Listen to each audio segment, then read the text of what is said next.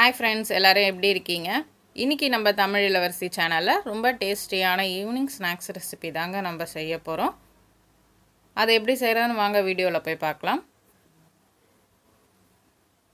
ஒரு கப் கோதுமை மாவு,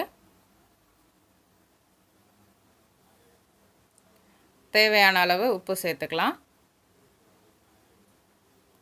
நம்ம எப்படி சப்பாத்திக்கு மாவு பிசைஞ்சிக்க போகிறோமோ அது மாதிரி தாங்க லைட்டாக தண்ணி சேர்த்து மாவை நல்லா சாஃப்டாக பிசைஞ்சு எடுத்து வச்சுக்கலாம்.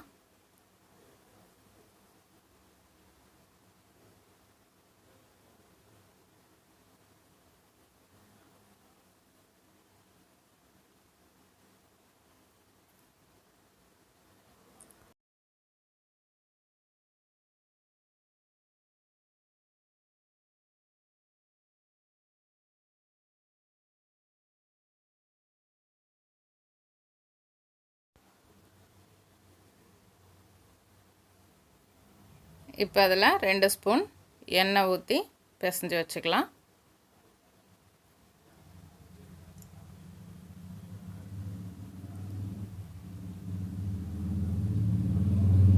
இது அப்படியே ஒரு 15 to 30 மினிட்ஸ் இருக்கட்டும். 2 உருளைக்கிழங்கு வேக வச்சு எடுத்து வச்சுருக்கேன், அதை மசிச்சுக்கலாம். பச்சை பட்டாணி நைட்டே ஊற வச்சு அரைச்சி வச்சுருக்கேன், அதையும் சேர்த்துக்கலாம். ஒரு பெரிய வெங்காயம் பொடியாக நறுக்கினது, உப்பு தேவையான அளவு,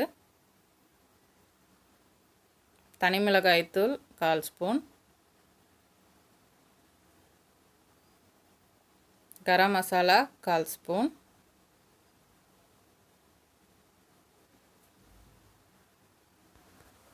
எல்லாத்தையும் நல்லா மிக்ஸ் பண்ணிக்கலாம்.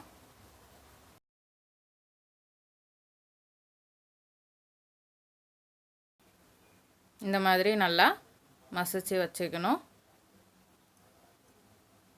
இப்போ நம்ம சப்பாத்திக்கு மாவு எப்படி எடுத்து தேய்க்கிறோமோ அந்த மாதிரி மாவு தேய்ச்சிக்கலாம்.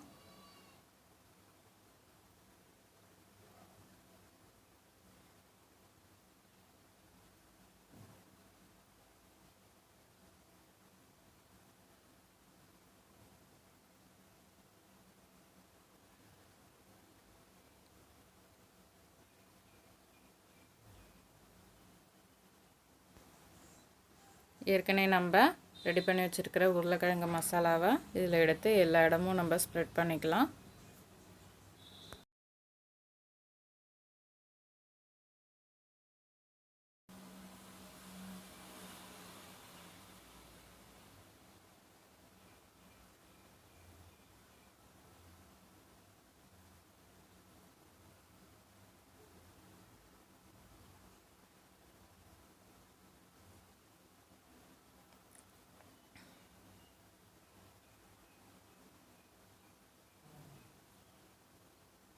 இந்த மாதிரி எல்லாம் ஸ்ப்ரெட் பண்ணிக்கலாம்.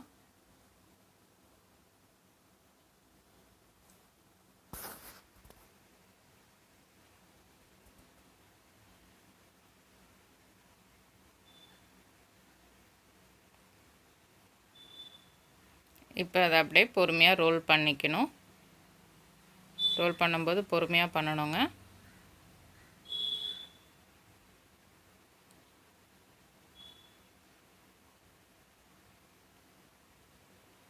இப்போ அதை சின்ன சின்ன பீஸாக நம்ம கட் பண்ணிக்கலாம்.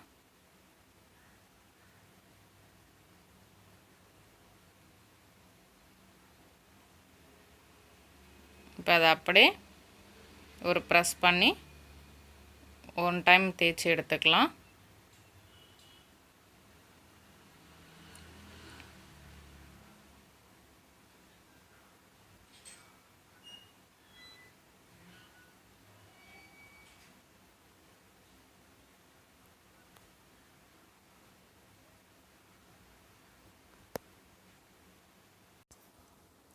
தோசைக்கல்லை சூடானதுக்கப்புறம் அதில் எண்ணெய் ஊற்றி இப்போ அந்த நம்ம திரட்டி வச்சுருக்கிற மாவு அதில் போட்டுக்கலாம்.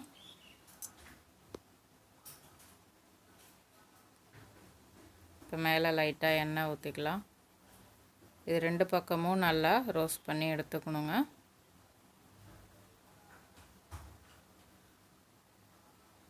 இதை நம்ம எண்ணெயிலையுமே ஃப்ரை பண்ணியும் எடுத்துக்கலாம்.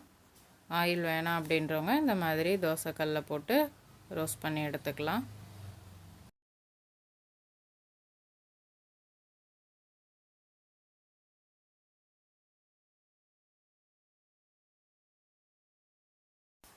இப்போ 2 பக்கமே நல்லா ரோஸ்ட் ஆகி வந்துருச்சுங்க. நம்மளோட ஈவினிங் ஸ்நாக்ஸ் சூப்பராக ரெடி ஆகிடுச்சு. ஸோ இந்த ரெசிபியை நீங்களும் செஞ்சு பாருங்கள். செஞ்சு பார்த்துட்டு எப்படி இருக்குன்னு கமெண்ட்டில் சொல்லுங்கள்.